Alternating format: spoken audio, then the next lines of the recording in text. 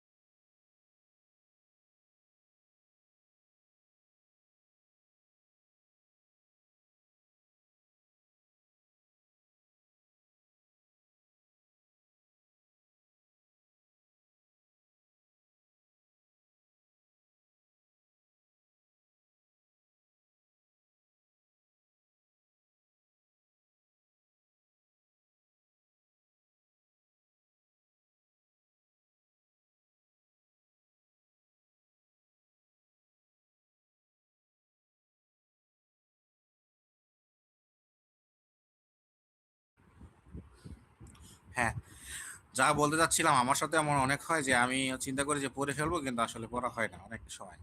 তোমরা ক্লাসে একটু থাকো, আমি আমি শেষ করি, শেষ করার পরে তোমাদেরকে আমি সাজেশনও দিব, সমস্যা নেই। ঠিক আছে, কি পড়তে হবে কি পড়তে হবে না সাজেশনও দিয়ে দিব, বাট এখন দিলে তোমাদের ইন্টারেস্ট থাকবে না, তাই আমি এখন বলবো না কিছু। রেকর্ড করতেছো কেউ? এনিওয়ান?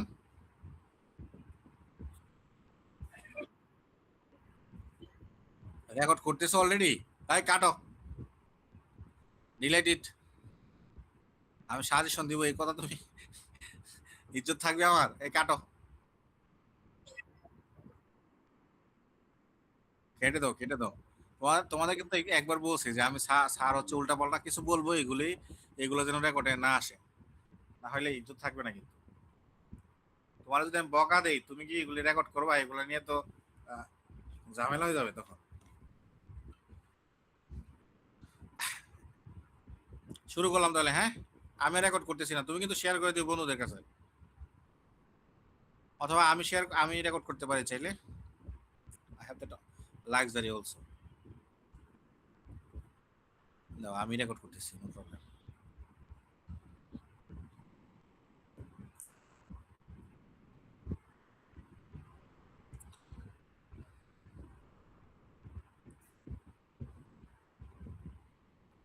আচ্ছা দেখো, আমাদের আজকে পড়াশোনা না একেবারে থিওরি। সেটা হচ্ছে ব্রিক ম্যানুফ্যাকচারিং। ব্রিক ম্যানুফ্যাকচার কিভাবে করে তার প্রক্রিয়া সম্পর্কে একটু ধারণা নেওয়া, থিওরিটিক্যালি। প্রথমে বলতেছে র মেটেরিয়াল যে ইনগ্রিডিয়েন্ট গুলো আছে সেগুলোকে প্রিপেয়ার করা। হ্যাঁ, তাহলে দেখো প্রথমেই বলতে যাচ্ছে যে আনসয়েলিং দি টপ লুজ আর্থ। এটা কি বলতে যাচ্ছে?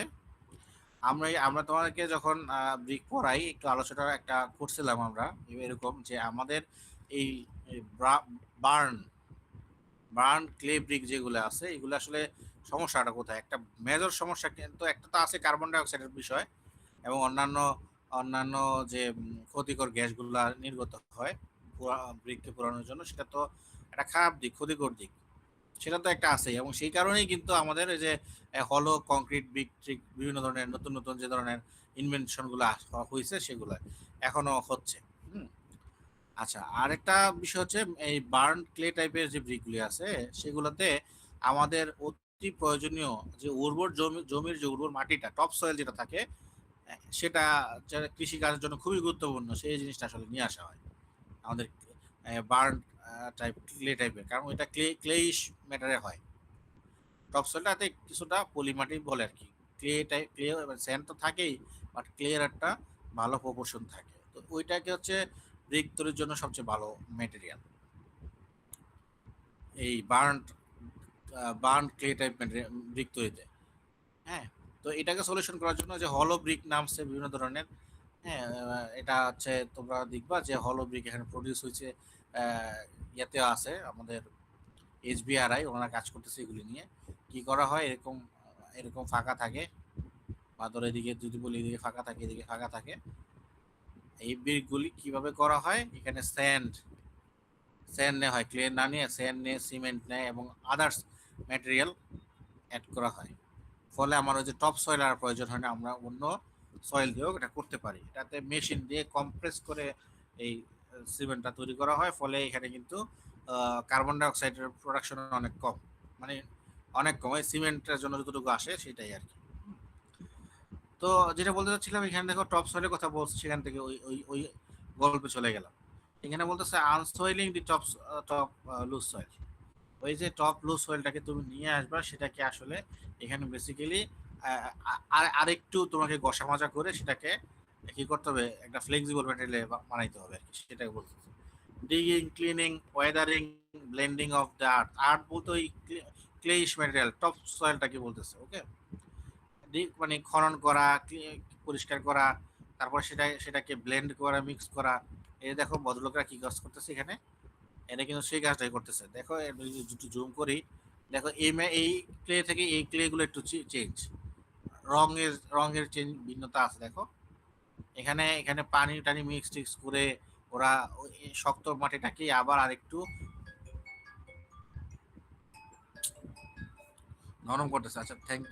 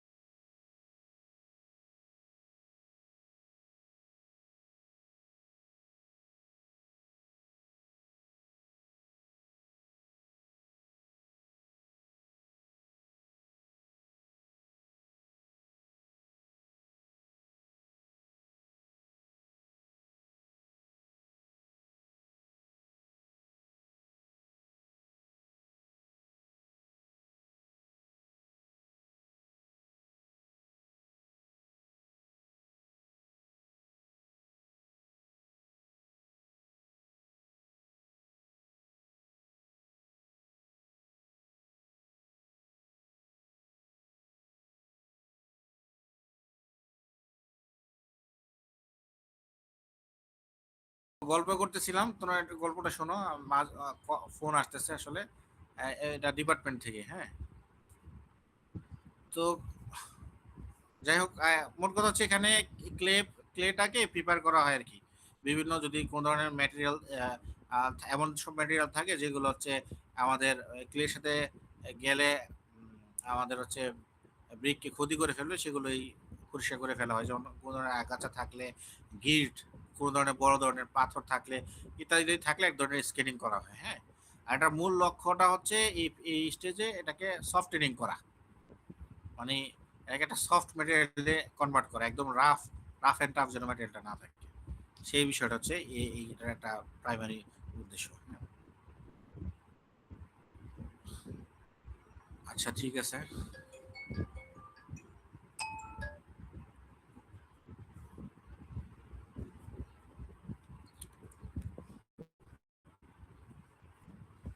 স্যার।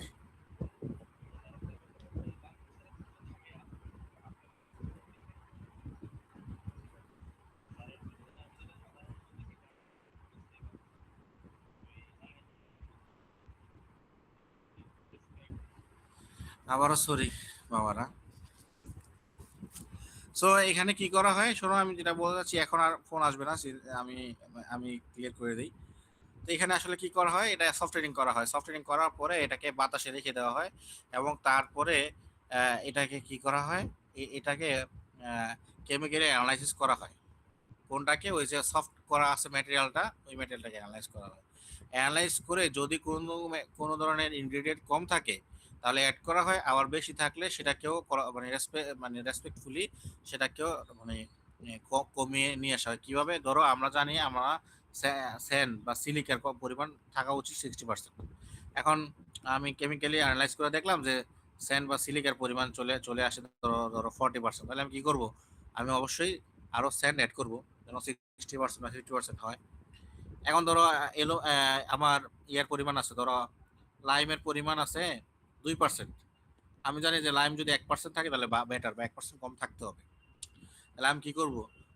লাইমকে কমাইতে হবে। কিভাবে কমাইতে পারবো? আমি যদি ওভারঅল যে কোয়ান্টিটি আছে ম্যাটেরিয়ালের সেটাকে দ্বিগুণ করে দেই, হ্যাঁ, এমন নতুন যে ম্যাটেরিয়ালগুলো নিব সেখানে যদি কোনো লাইমই না থাকে, তাহলে দেখো লাইমের পরিমাণ কমে আসবে। অথবা লাইমকে আমি অন্যভাবেও অন্য প্রক্রিয়ার মাধ্যমেও সেটাকে মানে বের করে নিয়ে যেতে পারি ইয়া থেকে, ম্যাটেরিয়াল থেকে। ঠিক আছে, সো আমরা সেগুলো যাচ্ছি না। আর আরেকটা কথা এখানে বলে রাখা ভালো, এই কাজটা আসলে বর্ষা মৌসুম যখন হয় না তখন কাজটা শুরু করা হয়। কেন কেন করা হয় বর্ষা মৌসুমে এই ধরনের কাজটা? কারণ আমাদের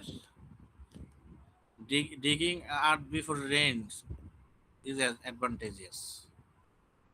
কেন? কারণ ফুল মৌসুমটাকে ইউটিলাইজ করা যাবে ওয়েদারিং এর জন্য।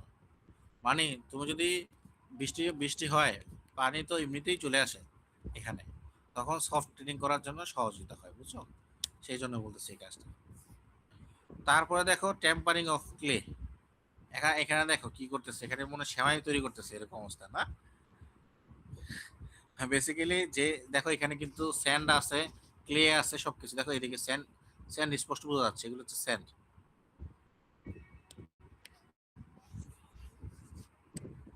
এগুলো হচ্ছে স্যান্ড। আর দেখো এই ক্লে, ক্লেশ ম্যাটেরিয়ালগুলো। এখন এই এই যে টেম্পারিং এর মানে লক্ষ্য কি? টেম্পারিং এর লক্ষ্য হচ্ছে মোল্ড। একটা মোল্ড থাকে, তোমরা অলরেডি মোল্ডের সাথে পরিচিত।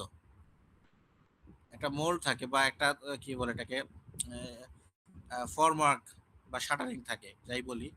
ওইটার মধ্যে আমাদেরকে কি করতে হয়? ইটের ম্যাটেরিয়াল গুলো মানে ক্লে ম্যাটেরিয়ালটা এখানে বসাইতে হয়। এখন ক্লে ম্যাটেরিয়ালটাকে বসাইলাম, বসানোর পরে যখন আমি মোলটাকে খুলে নিব, খুলে নেওয়ার পরে যদি দেখি যে এটার শেপটা নষ্ট হয়ে গেল সাথে সাথে, তাহলে তো কোনো লাভ হইল না।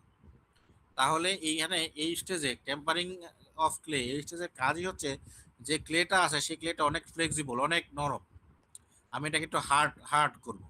কিভাবে হার্ড করব? সেখানে আহ, মানে আমি ভালোভাবে এই স্যান্ডের সাথে মানে মিশাবো, মিক্সিংটা ভালোভাবে করব। কাকে? ক্লেকে। দেখো একটা কথা বলা সেখানে নিডিং, একটা হচ্ছে ওয়েটারিং মানে পানি দেওয়া, তারপরে আরেকটা আরেকটা হচ্ছে আরেকটা হচ্ছে, এটা হচ্ছে ওয়াটারিং, এটা হচ্ছে নিডিং।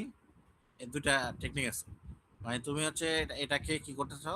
মিক্সিং করতেছো, পাশাপাশি পানির পরিমাণ লাগলে পানি, পর্যাপ্ত পরিমাণ পানি দিচ্ছ, আনটিল কি হচ্ছে সেটা একটা হোমোজিনিয়াস মাসে কনভার্ট হচ্ছে, অর্থাৎ হোমোজিনিটি এটার ভিতরে চলে আসতেছে, মানে দেখতে একই রকমের একটা কালার দেখা যাবে সেরকম। ঠিক আছে,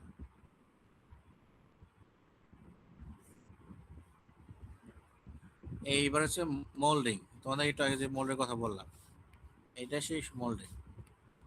মোল্ড, মোল্ডিং মানে কি? ওই যে যে প্রিপেয়ার করা যে ম্যাটেরিয়ালটা আছে, এই দেখো ম্যাটেরিয়ালটা প্রিপেয়ার হয়েছে, এবং দেখো এই ম্যাটেরিয়ালটা কি এখন কি অনেক সফট ম্যাটেরিয়াল মনে হচ্ছে এটাকে? এবং দেখো তো এখানে স্যান্ডের পরিমাণ ভালোই দেখা যাচ্ছে উপরে, স্যান্ডি, আবার ক্লেও আছে। একে তো কিছুটা সফট, কিন্তু সফট হইলেও এখানে ভালো পরিমাণ স্যান্ড আছে, তার মানে কি এটা হচ্ছে রিজিডিটি দিতে পারবে।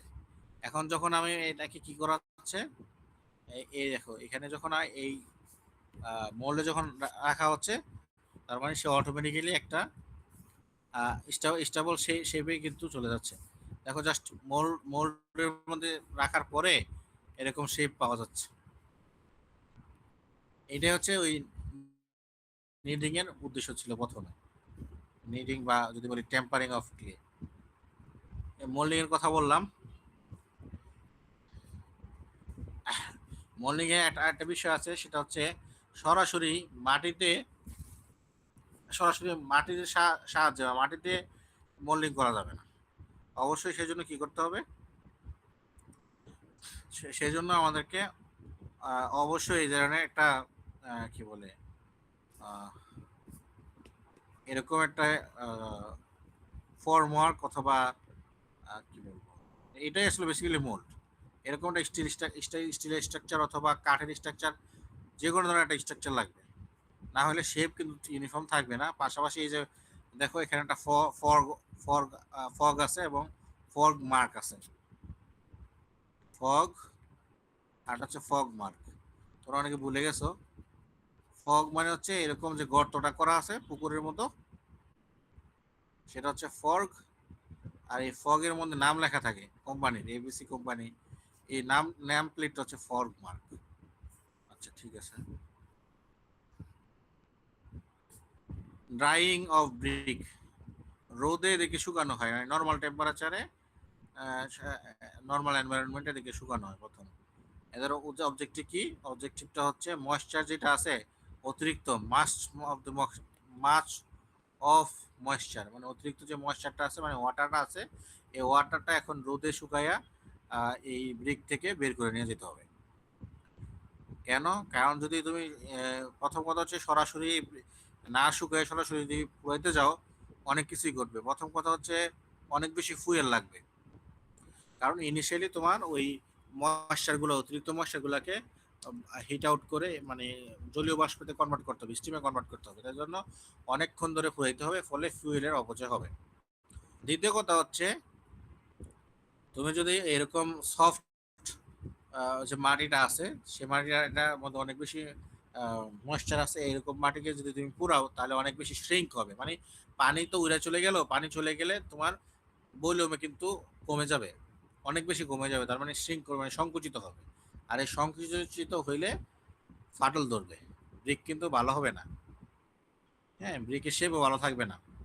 ওই যে আমরা দেখছি বিভিন্ন ধরনের ডিস্টর্টেড শেপ দেখছিলাম, একটা হচ্ছে রেজ, পয়েন্ট রেজ হয়ে কর্নার রেজ হয়ে যায়, এরকম উঁচু হয়ে যায়, এবড়ো থেবড়ো হয়ে যায়, তো তাহলে ওই রকম ব্রিক তৈরি হবে।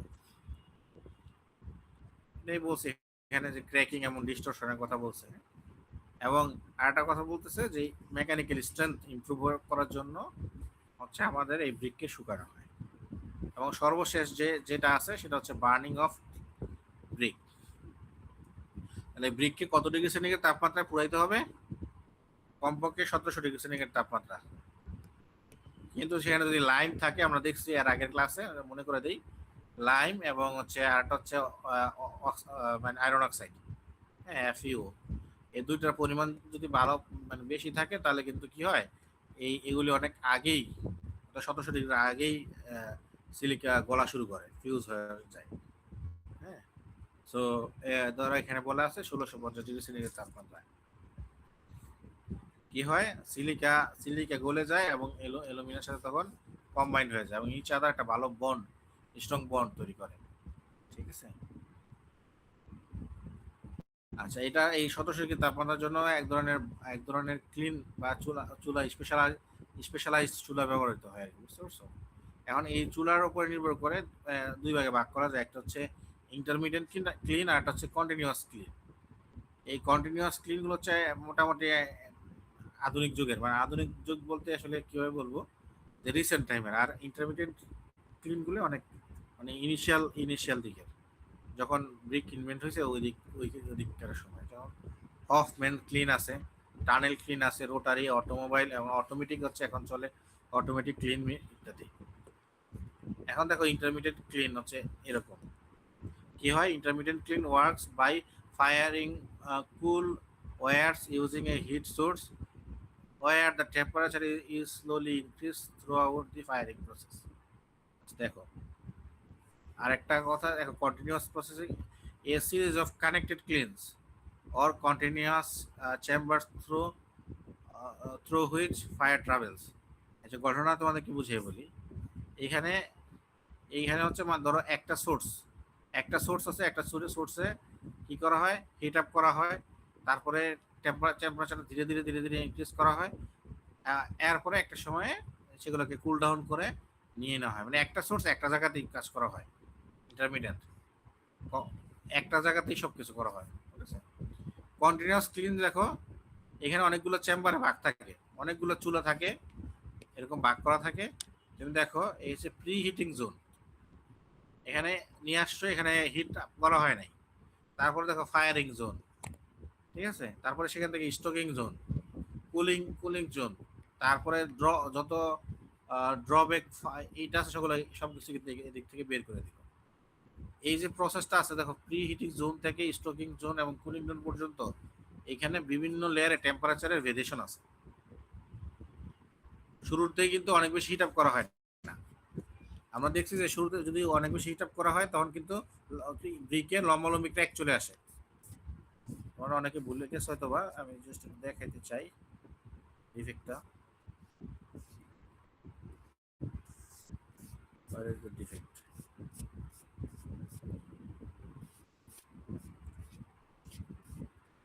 এই যে এটা কথা বলতেছি, র্যাপিড ড্রাইং যদি করা হয় তাহলে কিন্তু এরকম ফেটে যাওয়ার সম্ভাবনা আছে।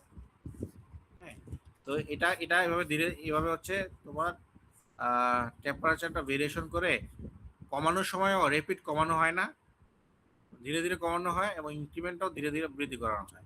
এটা হচ্ছে কন্টিনিউয়াস একটা প্রসেস। আর ইন্টারমিডিয়েন্ট হচ্ছে একটা জায়গাতেই রাখা হয়, প্রথমে ধীরে ধীরে ধীরে ধীরে মানে টেম্পারেচার ইনক্রিজ করা হয় আর কি। প্রথমে কম দেওয়া হইলো, আর সময়ের সাথে সাথে স্লোলি সে টেম্পারেচারটা আসলে ইনক্রিজ করে। তাহলে এই ডিসঅ্যাডভান্টেজ কি আছে?